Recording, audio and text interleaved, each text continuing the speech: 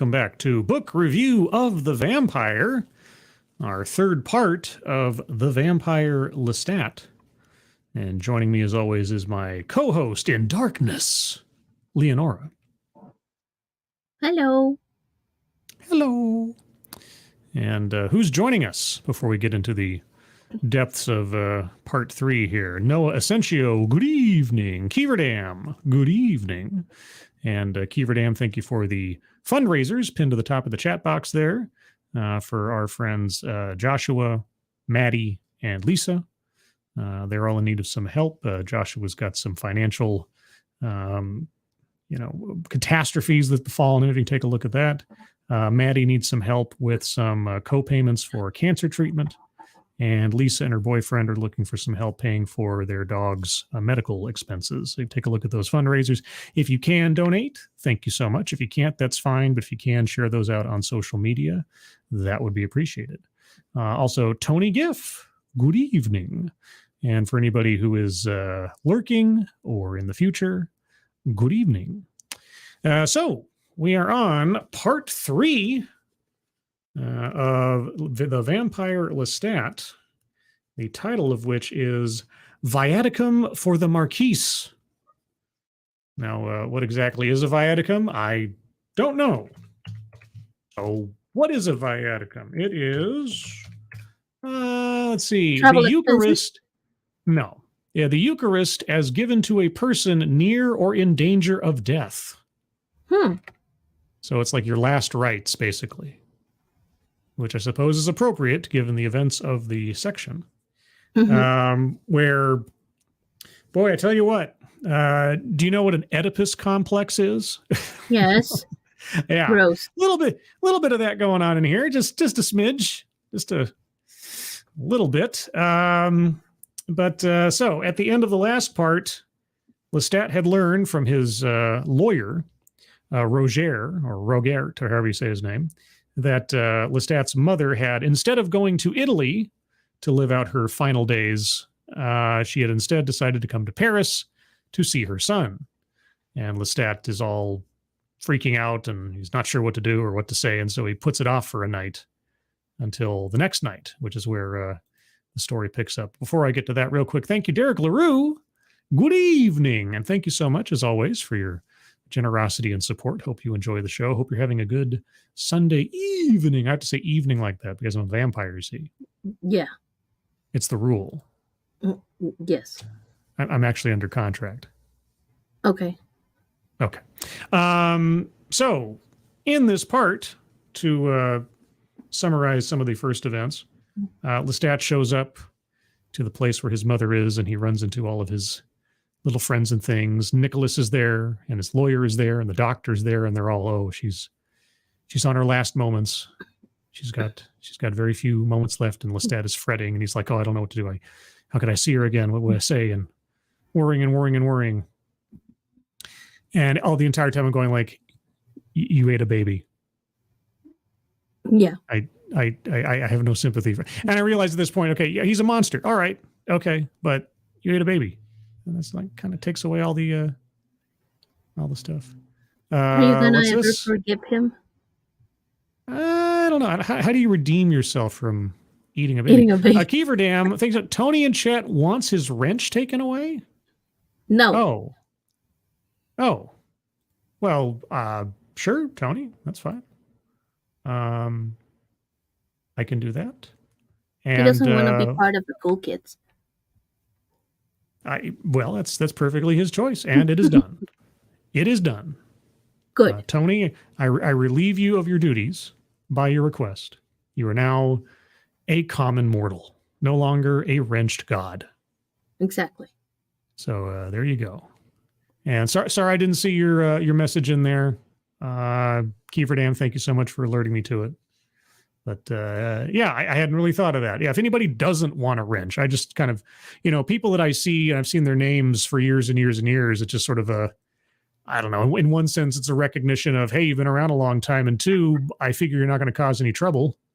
But if you explicitly do not want one, just let me know, and I'll take it away. So no problem. Thank you, Tony, for your continued support and audiences. I don't know what's the word. Attendance. Sure, that's the word I'm looking for. A couple more hellos here while I'm thinking about it. Versace Aramura. Good evening. You're ridiculous lunatic. Good evening. Ercole Di Stefano. Good evening. So yeah, he's fretting over seeing his mother. He's all nervous and everything. And I'm like, oh, you ate a baby, but whatever.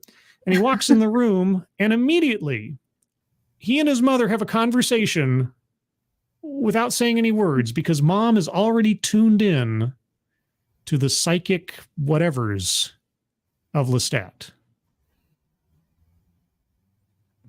Did you get that too, or was that just me?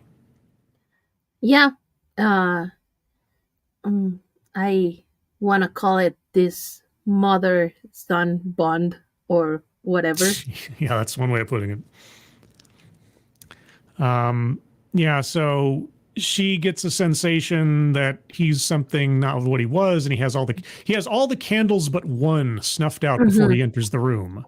Yeah, because he can't stand the candle light. He doesn't want her to see him in full light because he's weird looking, even though he's been going around to public places for like the last couple of months or whatever. He's been a vampire and, not exactly operating in total shadow or something. But a mother knows. But a mother knows. It's true. A mother knows. And a mother's eyes and a mother's other elements of anatomy that we get to later.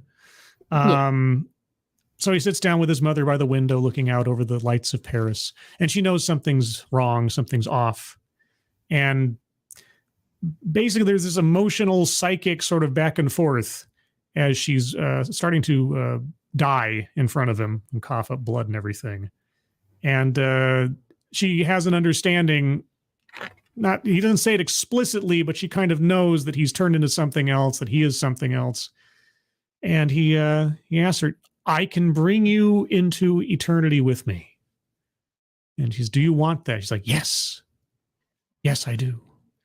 And so Lestat basically pantomimes what he remembers Magnus doing to him, and then turns his mother into a vampire, which, given that my exposure, and I like I said before, I'm pretty sure I read this book way back when, but I've obviously forgotten so much about it because I was like, I don't remember him turning his mother into a vampire. So obviously either I didn't finish the book or my mind was wiped at some point. Mm-hmm. And obviously almost nothing of this is portrayed in the movie, which is kind of a hybrid of the Vampire Lestat and Queen of the Damned. So this is all effectively new information to me. Yeah. And he saves his mother from death and turns her into a vampire. And she takes to it like a fish to water. Yeah, it seems like the movie only takes like the first part, right? It's part and then chapters in the parts. Yeah. It's just the first part where he's like this rock star and he's, like super rich and he wants to be famous and he wants everyone to know about him. But I don't remember like seeing anything of his backstory in the movie. The only thing we get in the movie is we see his becoming a vampire and him with his sire and everything, but it's a completely different dynamic. It's not the same at all. And so it's really completely detached from the novel. Yep. So yeah, unlike the first movie, the second movie is almost completely useless as to having any kind of comparison so far to this book, or at least this part of the book. Yeah. So he turns his mother into a vampire. She immediately becomes this radiant being of, supernatural beauty and everything. And she's ready. She is ready to go crawling on walls and jumping onto carriages and hunting people down. And she's like, aha, it's time to kill. And it's like, good gravy. It's sort of like Claudia too, in a way. Exactly. That's what I thought. Yeah. Like, oh, this is like the same character almost. Like she's ready from like minute one. Like Louis and Lestat kind of like had this hard transition to like with the first the decomposing of the body, and then to realize that they are really like a vampire, and then they are like eternal and all of that. uh Mentally and physically, they have this long transition and hard transition, and yeah, and she's ready. She Yeah, wants to she's ready feel to she's a go. vampire. She's embracing it Yeah. 100%. Yeah, she has Lestat muses that she's latched onto this because for all she knows and for all he knows, this won't last more than a night. And so she's just taking it all in because she was 2 steps away from death a minute ago. So now she's like, I'm free. And so they go rushing out of the window together. And then the rest of the part, I mean, we'll get to the details in a second, but unlike the other sections so far in all the other books, this entire chapter takes place over the course of, I think, just 2 nights. Mm-hmm. Between when Lestat sees her and turns her into a vampire, and then maybe, and then 1 night more by the time we get to the end of the part here. So they go racing out into the night and just have this crazy adventure. They jump on top of a carriage or something, and they're riding along on the roof of this thing. They go hunting through the streets and they kill some people, and then she goes through the rest of her mortal death, where they have to, in very mannered terms, clean up her bodily fluids that come out of her in the process of her dying. There's also something else I want to mention. At various points, Lestat says something like, at one point they go do a home invasion or something. Mm-hmm. And Lestat says things like this throughout the part. And I guess maybe in the part previous, he says something like, it's so interesting seeing what kind of accommodations mortals keep themselves in. And I'm like, dude, you've been a vampire for like a hot minute. Yeah. Like, oh, it's almost like you just came down from Olympus and you've never known what it's like on the temporal plane or something. It's like, give me a break. Yeah. What mortals do, whatever. They're like, what are you talking about? Anyway, that always kind of threw me. I was just like, dude, get off your high horse. Yeah, because you're a baby. He's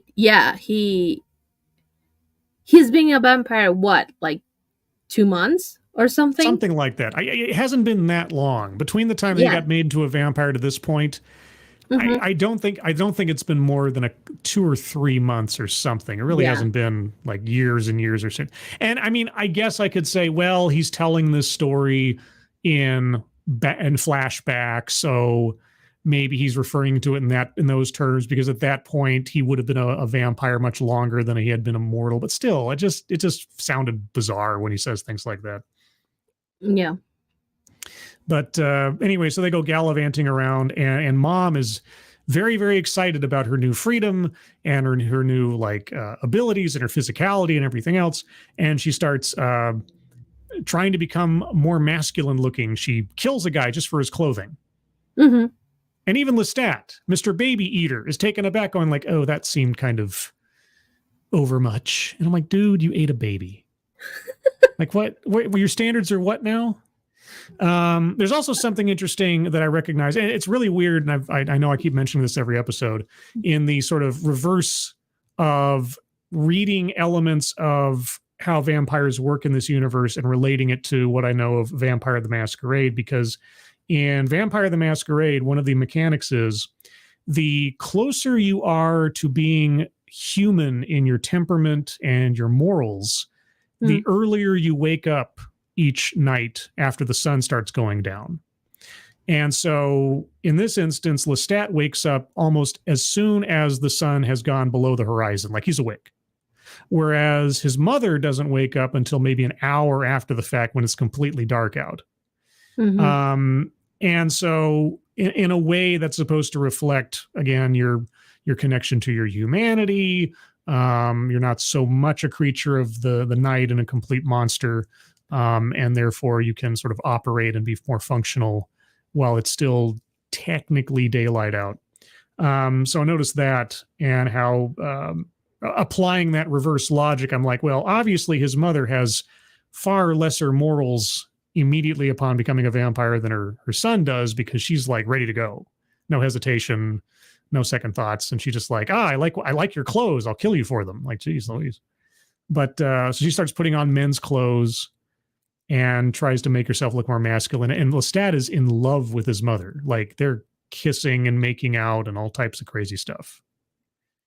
And Well, it's he just, mentions that she's no longer his mother. you can rationalize it however you want. Lestat wants to make out with his mama, and he's probably wanted to do so for a long time. And now it's like, well, she's not really a woman anymore, and she's not really a man. So it's and she's not really my mother anymore. So I guess it's okay. Mm-hmm. It's like, what are you doing, step bro? Anyway, so he's like watching her become this amazing creature in the course of like a night's time. Mm-hmm. And I forget exactly what the chain of events was, but at one point she gets annoyed with her hair. Her hair keeps getting in the way. Since she became a vampire, it became all lustrous and thick and beautiful and all curls and everything. And she hates it. It keeps like getting in her face and stuff. So she takes out a knife and just chops it all off. And now she's happy. She looks much more boyish, much more masculine. And so they go gallivanting around for that first night, just doing everything. And Lestat even mentions it's the longest night of his own life that he can remember, because they did so much. They went so many places, and they went into bars and theaters and just went everywhere in one night.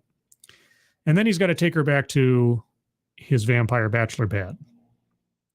And he shows her, here's the tower, and here's the room, and here's the cell with all the rotting bodies. Don't pay attention to that so much. It's got nothing to do with us. And then he shows her the big chest full of treasure. And she's like, oh my gosh, you must have been collecting this for centuries. Like, yeah, we already had that conversation. And then he's like, okay, well, now it's time to go to sleep. So let's go pick out for you a sarcophagus. And he takes her down to the 3 extra coffins or whatever that he had available. And instead of picking the one that was obviously designed for a woman, she goes for the one that's got the knight in armor carved on the lid. And so he opens it up for her and seals her in, and she's almost out like a light before he even gets her in the coffin, because her whole body's shutting down. And then they go to sleep. And the next morning they wake up, and her hair's grown back, and she has an absolute freak out conniption fit. Yeah.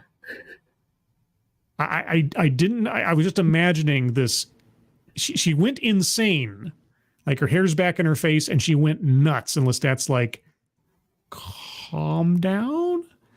And she's like, doesn't this drive you crazy? He's like, well, I never really cut my hair, so no.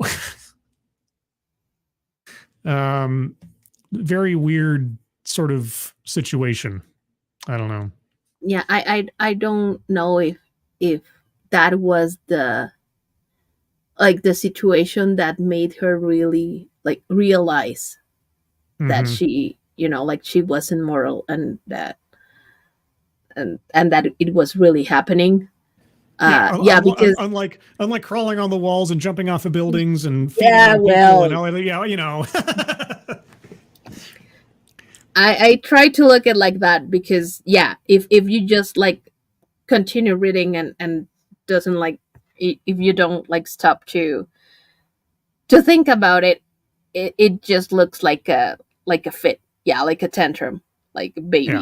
But I want to think that it's more of realizing that she would never like grow old, or she would never like change her appearance in any way, I guess if I wanted to at least extend benefit of the doubt to Anne Rice's writing and the psychology of the character, if the great joy that she felt after becoming a vampire was now she's free, she can do whatever she wants.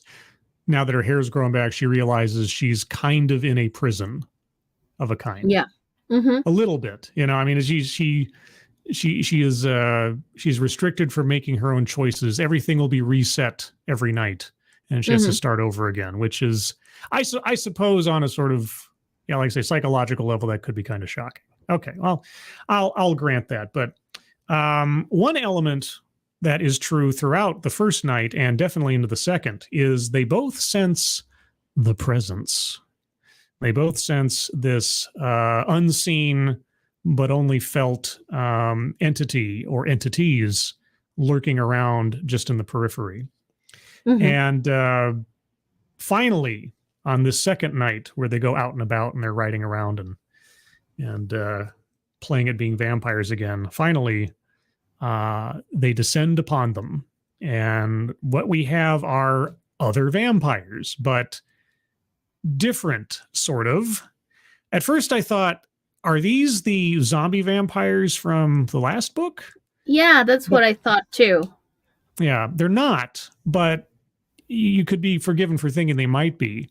We don't have a lot of information yet on exactly what differentiates these guys from zombie vampires or from Lestat and his mother, except for a couple of major things.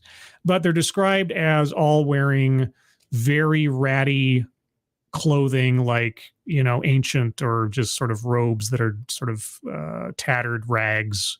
They're all very pale with like spindly arms, and there's a lot of them. At least I'm gonna, they never said like a specific number. I'm gonna say at least a dozen, we'll say, until we hear otherwise. But there's some kind of coven of vampires in Paris that are very clannish, obviously. Also very skittish and scared. Plus, their anger directed towards Lestat and his mother, on a psychic level at least, are that they are what they call them? They call them outside outlaws. That's what it was. Outlaws. They called them outlaws because they, Lestat and his mother, over the course of the first night where they're running around together, entered a church or two, and they're not supposed to, and or they cannot enter a church. And so I'm thinking, oh, these are like vampires of the can't walk on consecrated ground kind of vampires or something. But but they're apparently operating on some kind of rule or credo that you're not allowed or unable to cross into a churchyard or into a church. And because they have done this, they have violated some rule, and so they have to be attacked and dealt with. And Lestat and his mother don't understand because churches never did anything to them. Crucifixes never did anything to them. Lestat even mentioned earlier in the book when he became a vampire, he didn't feel anything happen when he encountered a crucifix or anything. So that was all sort of myth and legend, he supposed. And so they get into a couple of confrontations with these guys, and Lestat and his mother end up having a sword fight briefly with some of them and slashing at them and cutting at them. And then they try to escape, and they're like, okay, where are we going to go? Where are we going to go? Ah, well, they're afraid of a church, so the safest place for us to go is into a church. And so they end up at I don't know if it was Notre Dame? I think it was Notre Dame Cathedral they went into. The last one they entered, because they go to two different ones. Right. They go to a couple first, but the one that they came to at the final one they arrive at is Notre Dame. Yeah. And so they go inside, and as far as they can tell, all of the other vampires, these, I'll just say, I'll call them ghoulies for anything else, or the presence, whatever, they're staying outside because they can't enter. And yet once they get inside, they notice there's another vampire in there. And this one doesn't look all spindly and everything else. He looks like a sort of a young boy-ish, dark hair, and he's wearing like, you know, still kind of ratty clothes, but everything. But he approaches them like he owns the place. And like he can just sort of like take them by their arms and lead them outside. And he's got this sort of like total confidence about himself, and he's just sort of very stoic. And Lestat and his mom just kind of look at him like, the hell's your problem? And this kid like doesn't understand what the hell's going on. Apparently he's never been able to not enchant or dominate anybody else before, so he has no idea what's going on with these two. And so his entire world starts falling apart. And then Lestat's like, wait a second, are you the leader of these guys? And Lestat's like, hey guys, your leader's in here, he's in a church. And like the guy's like, no, oh no. And so it's this almost, it's comical, this sort of almost schoolyard neener fight between Lestat and his mother and the guys outside that have been told their entire lives they can't go into a church, and the church is evil, and it's a violation of some sacred whatevers. And their leader's in there trying to show off to his supplicants that he's got this covered, except he can't do anything. His powers don't have any effect on these two. Through some psychic connection, he's this character, this kid is at least aware of Magnus, Lestat's sire, but for some reason doesn't get it. And again, I go to my Vampire the Masquerade logic, and I'm thinking, well, in Vampire the Masquerade, if you as a vampire are of a lower, or I should say more potent generation of blood than someone trying to control you, it fails on its face. You can't be controlled by someone of lesser blood. And so I'm thinking, is this kid like, is this kid some, like was Magnus some really, really old vampire and this kid isn't, and he doesn't know about this, or he doesn't know how this works. So so his powers of persuasion completely fail. Lestat is like, see, your leader is a liar and everything. And I think we end the chapter basically with them having to confront everybody out in front of the church. Is that right? Well, yeah, they Lestat and this guy got into a fight, like a fist fight, like real physical fight. And they're fighting, and this guy punches Lestat out of Notre Dame, and he's just outside. So here, I'll read the last part here. In a moment of absolute horror for me, he tried to sink his fangs into my neck. I saw his eyes round and empty as the fangs descended over his drawn lip. I flung him back, and again he vanished. They were coming nearer, the others. He's in the church, your leader, look at him, I repeated, and any of you can come into the church. You won't be hurt. I heard Gabrielle, that's his mother. We finally learned her first name throughout the course of Gabrielle. I heard Gabrielle let out a scream of warning, and too late. He rose up right in front of me, as if out of the floor itself, and struck my jaw, jerking my head back so that I saw the church ceiling. And before I could recover, he had dealt me one final blow in the middle of the back that had sent me flying out the door and onto the stones of the square. So now Lestat's out in the open in front of all the other presences or ghoulies or whatever. And the confrontation, I assume, will continue in the next part. But yeah, so Lestat and his mother encounter the other forces of vampires in Paris on her second night. And it was kind of, again, it was kind of funny.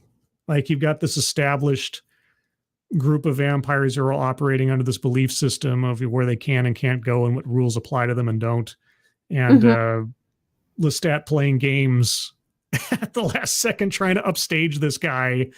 And I found that hilarious. But also he ate a baby. So, what are you going to do? But yeah, I think the major elements of this part that struck me the most were the almost immediate lowering of the gates to Lestat's lust for his own mother, which became just bizarre. And also his mother's need to suddenly drop anything feminine about her bearing or appearance, and go into a sort of male / androgynous state, I suppose, to really free herself from the confines. I mean, and like I said, it really is like she lived her entire life bound by these rules of society and aristocracy and duty to her family and everything else. And now she has, at least conceivably, true freedom from all of it. And what is more an act of rebellion than to get rid of all of the cloister and cloying nature of your outfit and your presentation to the world and everything else, gender or otherwise. But then the horror of you'll always have long hair. Yeah, that's the most terrible part of it.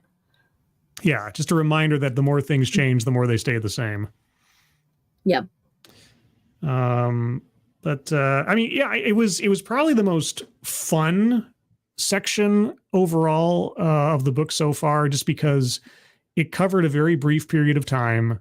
It wasn't summarizing a bunch of stuff. And it was interesting to see the play off of each other between Lestat and his mother in their temperaments when it came to being what they are. Like, Lestat had a somewhat more measured approach to becoming a vampire, even though now, but also the hypocrisy, just the blatant hypocrisy of Lestat being all funky over his mother taking that guy out for his outfit. after what he's done and him showing off like some kind of Eating a baby. It's like, yeah, he ate a baby. It's like, I'm sorry. He's like, what are you complaining about again? If that never comes up again, that just really shows to me the character just has completely detached from the reality of what he's doing and everything. But yeah, once again, just like the last book, now we have a different quote unquote breed of vampire, maybe.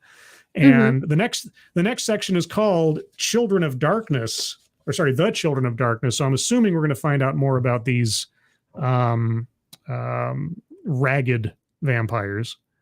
Yeah, I mean, hopefully, because we had like so many questions unanswered from the other one. So, and depending on how it's, like I said in the last one, depending on how it's presented, I'm fine with having some mystery. Everything doesn't need to have an answer necessarily, but hopefully it'll be maybe a little bit more in depth this time.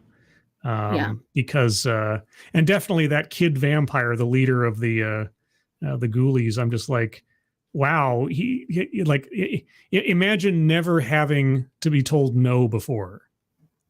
That's what it kind of felt like to me. Is like, this is a kid who's never had to deal with somebody telling him no, and suddenly got these two vampires he can't just move along. And the interaction between them, where at first he's like kind of stunned that it's not working, so he just kind of does it again and keeps doing it. It just doesn't work. Like, what? That was funny. But yeah, so there's that. Any other thoughts, Leonora, before I move on to chat for any comments? If you guys have any comments on the book or any questions or anything, put them in there now. Oh, yeah, I have a lot. Okay. First of all, I don't know. I think it's like an important, or at least it is mentioned on the first book, that you also shouldn't feed on deceased people, right? Right. That's what we're told. Yes. Yeah. So, what's with the mother then? Yeah, because she fed from that guy after he'd already died. Yeah. So, you're not supposed to feed after the heart has stopped. That's supposedly the rule. Yeah, I know that, but yeah. I don't know if I'm like mixing universes or something, but I remember I read somewhere, and I wanted to be like the first book that we read, but maybe it's not, but also that it was like not recommended, let's say, to drink from the deceased ones. Yeah, so in the movie, in the Interview with the Vampire, Lestat warns Louis, do not drink once their heart has stopped. Stop before their heart ceases. Yeah. And then Claudia tricks Lestat into drinking from a dead body, and then Lestat becomes effectively drugged. He doesn't die, he just becomes disabled, as far as we can tell in the film. Okay. In this, Lestat is told by Magnus, just like he told Louis, do not drink after the heart has stopped. Yeah. Now, his mother, when she attacks the guy for his outfit, she keeps feeding from him after Lestat can hear the guy's heart has stopped, and we don't see anything happen. So, I don't think it's the guy like from the clothes. It's the first kill that, because when it's just turned, like she wants, like, I want some more. And Lestat just leaves her, like, okay, go feed. And then he goes like, oh no, okay. I didn't tell her about the heart. But inexplicably, she doesn't. And I don't think that makes a lot of sense, to be honest. Oh, you mean she stopped instinctually from doing it? Well, apparently, because she's not dead. Well, yeah, that's the thing. I remember maybe I got mixed up between who it was that she did it to. But yeah, I just, Lestat's having a silent panic attack, like, oh, I didn't tell her the rule about this, that, and the other, and yet she seems to be fine whether she did it or not. So or maybe she knows that because they have this weird connection, remember? Well, that's the problem, is that as soon as she became a vampire, they can't hear each other anymore. Yes, that too. So yeah, their mental connection, as soon as she died, she can hear other people's thoughts. He can hear other people's thoughts, but no longer Mhm. can they hear each other's thoughts or have that connection. So her death cut that off from one another. So if she somehow knew that, she might have picked that up from him before she died, or maybe she has some kind of instinct, Yeah. or I don't know. But so far, except for that one instance in Interview with the Vampire with the drugged child. But the problem was then it wasn't the dead blood in the movie. It was the dead blood in the book. Hmm. Claudia had just doped up these kids, and he became overwhelmed with the effects of the drugs in the blood. Yeah. So as far as I know, and someone who might have read these books more often so far than us might correct us. As far as I know, we have yet to see in this series what does happen if someone drinks dead blood to a vampire. So, but yeah, so that's still a mystery as far as I know. Yeah, and also it seems that she has this like the power of being able like to read other vampires' minds is like it's more powerful on her than him, isn't it? How do you figure? Because there are parts in the book that Lestat tells, like it's relating that he can only hear like I don't know, like mumblings or like whispers, but she can understand exactly what they're saying. Okay. Oh, I forgot a completely different thing. As far as I can recall, Nicholas has been kidnapped. Exactly. That was the Yeah, I other forgot part that that I part. was gonna That bring. was Yeah, I forgot about that part. So at one point when they're running away from the ghoulies the first time before their big encounter at the church the next night, uh, they kill a stable boy, a mortal stable boy outside the tower or whatever, and they leave his body there wrapped up in a jacket that had been worn by Nicholas the Hmm. night that they had visited Lestat's mother before she was supposed to have died. And Hmm. so, yeah, the one thing that Lestat seems to have forgotten over the course of this is all the other instances where he had felt the presence, and most especially following him to places that meant something to him, like the theater, like to Nicholas's, and on and on and on. So, Hmm. if you now know that the presence isn't just some disembodied ghost, but is actually a gang of vampires, any place that you've been that you sensed it, they know you have some connection. And so now they've kidnapped Nicholas. And that's the other part, too, is that they're holding Nicholas hostage somewhere, conceivably, to try to punish Lestat and his mother by extension for being outlaws and being violators of the rules and everything. And well, So, as far as we know, because also there's a part where they're talking to each other, and at least I am not really certain that they do have him, hmm. or they're just like sending this, like uh tricks or images about him being hostage. I know Mhm. they have the jacket that they put the the kid that took care of the horses with, but I am not so sure that they do have him. Okay.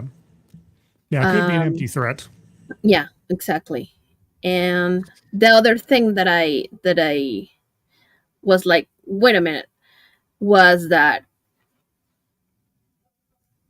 if like this clan have seen Lestat and the mother go into churches and then go out and then go in Hmm. and then go out, and they still think they can't do it,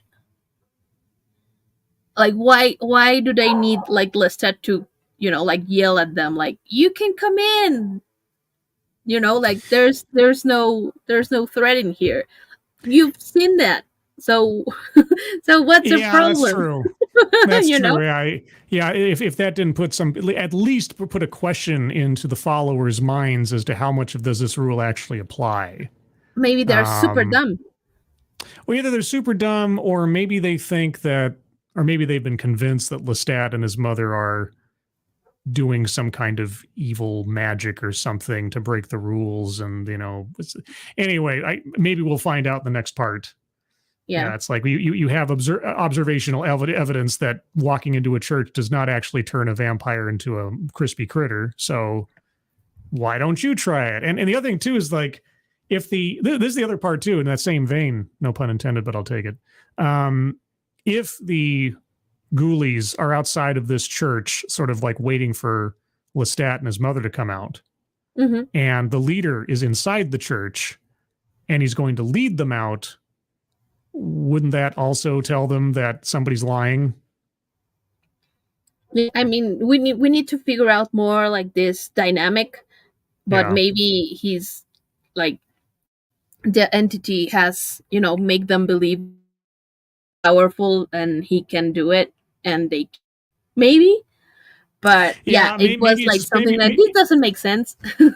Yeah, maybe it's his powers of persuasion that are keeping control of them, and once they see something that they can't forget about, it's going to screw up his spell over them or something. But let's go to the chat here. Assassin of the Gray. Since when was being converted into a vampire a fountain of youth? Lestat's mother should still be an old crone. Well, here's the thing. She wasn't that old. It was that the disease had withered her. And then when she turns into a vampire, she's still not young, but all the wrinkles have been smooth. The lines have been just, enhanced a little bit. And she's sort of like now a cougar, as far as I can tell. I mean, for lack of a better phrase, I mean, I'm trying to sort of justify this in my head. I'm trying to think like, her, save for her illness, she wasn't exactly an elderly woman or anything. No. Right. The sickness had eaten away at her, had drained her, had withered her. But as far as her actual chronological age, I'm guessing she was in her maybe early 50s, late 40s or something. Lestat is supposed to be like what, in his late teens, early 20s, something like that. So she's probably not elderly at all. It's just that, she was sick, and now she's not sick. All the illness is taken away and she's just been enhanced. And maybe in the 50s is pushing. Maybe she's like in the 30s because, Yeah, we're talking Dark Ages here a little bit. So Renaissance era. So let's see. Tony Giff. Well, after World War II, Germans built... Oh, you're talking about cars now? They're talking about cars. Okay. Well, whatever works, that works too. I mean, I pay attention to the Discord. I see what people get up to. Let's see. Darren Root honestly was going with the logic of a vampire can't mind control another vampire. It all depends on the universe. Like I say, in Vampire the Masquerade, a vampire can conceivably control another as long as the generation and or potency of their blood is either equal or the target is of weaker blood. Anybody older than you or of more powerful blood is effectively immune from mind control. There are other ways to control a vampire that don't involve direct mind control, but at least that's Vampire the Masquerade logic. We don't know how it's supposed to work in this universe, and I mean, I could guess it's something similar, but I don't know how much of the rules of this universe in the novels was lifted into the game that I'm familiar with. So I'm kind of keeping myself, keep my mind open as we go, and just I recognize little elements here and there that are familiar to me, but I don't know if they work exactly the same as other places. Let's see.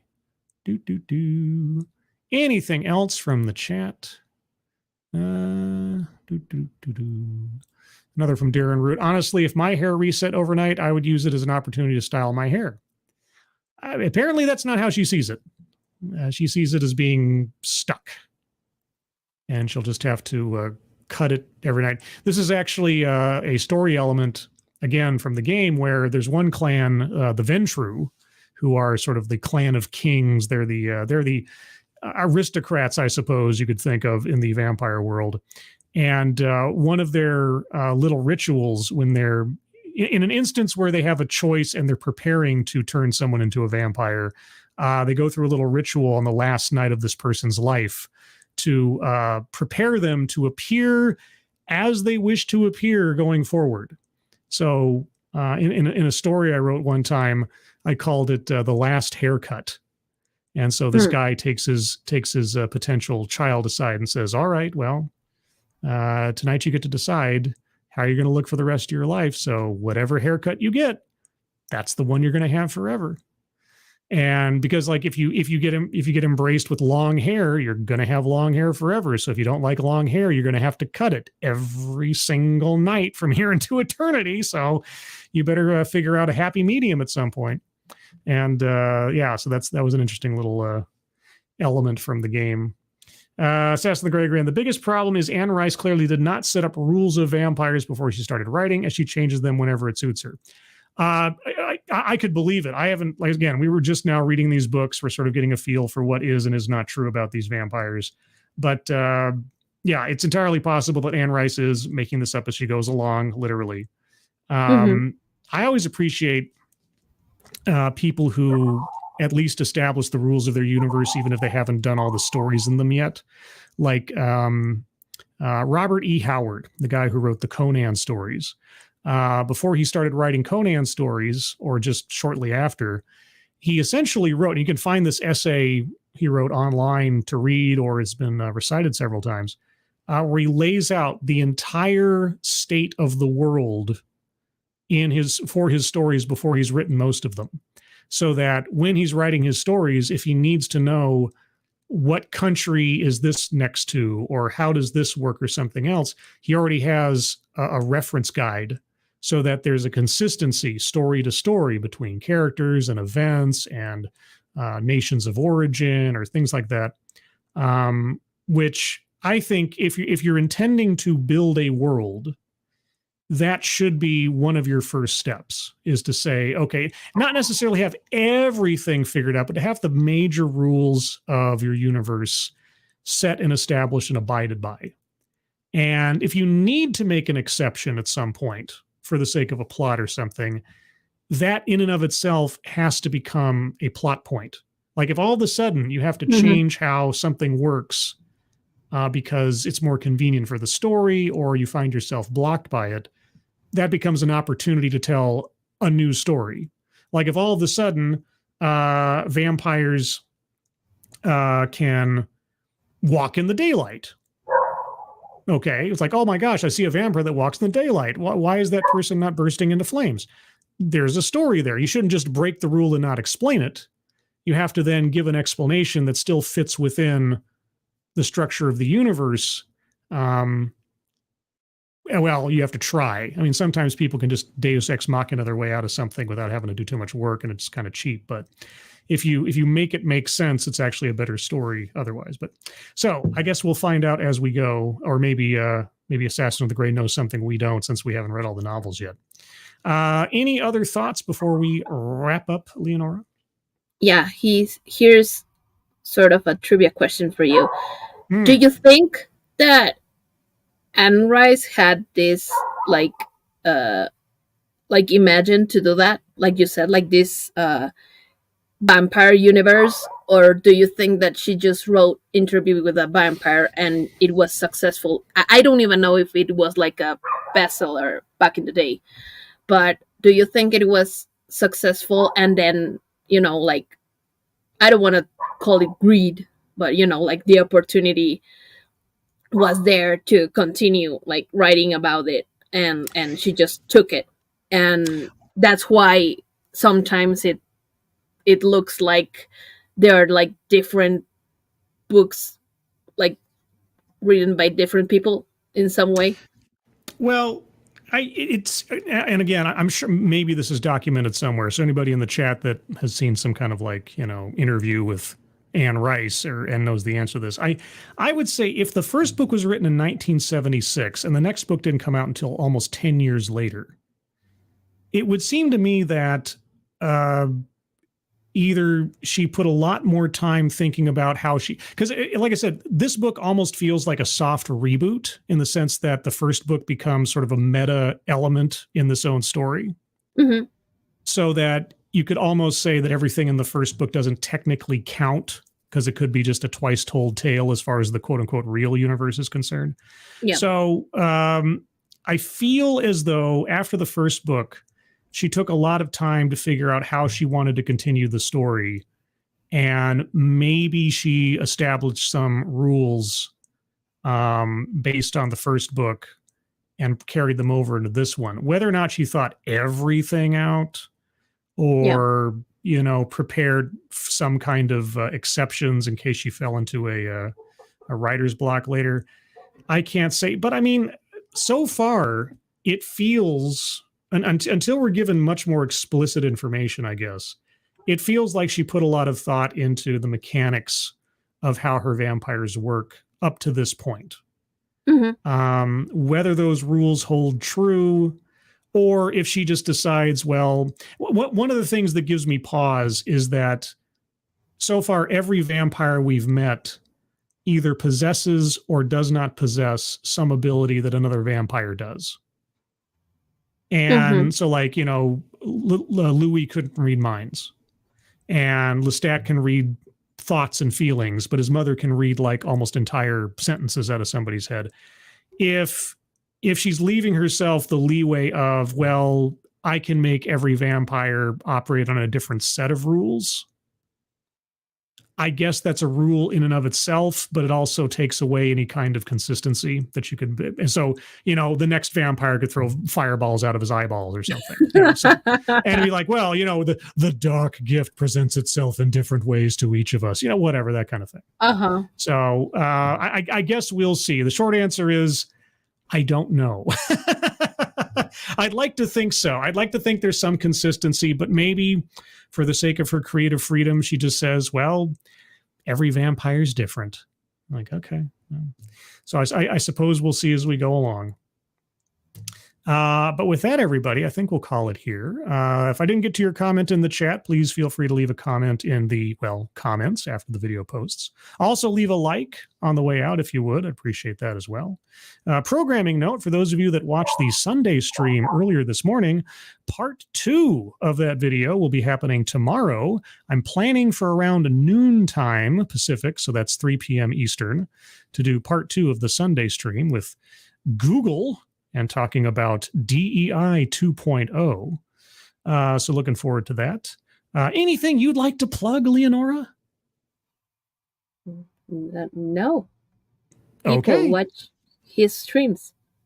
There you go. That's the best advice. Everyone, thank you so much for joining us tonight. Hope you enjoyed yourselves. And if you're reading the book along with us, again, for next week, we'll be reading part 4, The Children of Darkness. I think it's a relatively short part. The Darkness. Let's see, The Darkness. It's about, 269. Yeah, it's about 50 pages, so it's not exactly heavy lifting, but we'll do that between now and next Sunday. And moderators, thank you for keeping an eye on things, even though everyone here is so well behaved, you have very little to do. And again, if you'd like to not be a moderator, just let me know. If you don't want a wrench, you don't have to have one. It's perfectly fine. Just hope you, I didn't annoy you by giving it to you. And Tony Giff is perfectly fine. Everybody who donated either to myself or to the fundraisers at the top of the chat box, thank you guys so much for your generosity. Really do appreciate it. And with that, I hope you all have a good rest of your Sunday night. I hope you have a good Monday. If you have Monday off for the holiday, good for you. If you don't, you have my sympathies, but I hope your workday is good. I hope you're all safe and well. If you're not well, please get well soon, and we will see you on the next one. Take care. Bye-bye. Bye.